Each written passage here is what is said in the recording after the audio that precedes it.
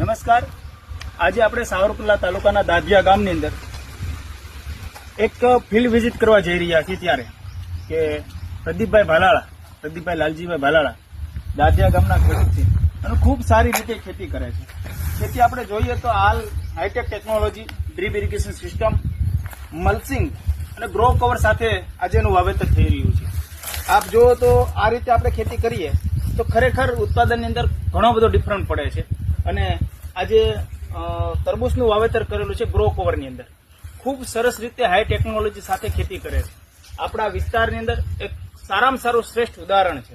જો બધા ખેડૂત આવી રીતે ખેતી કરે તો ખેડૂતની અંદર નવી જાગૃતતા આવે, નવી ટેકનોલોજી વાપરવાની એક સમજણ આવે અને ખૂબ સરસ રીતે ઉત્પાદન લઈ શકે અને ખેડૂત સદ્ધર થઈ શકે.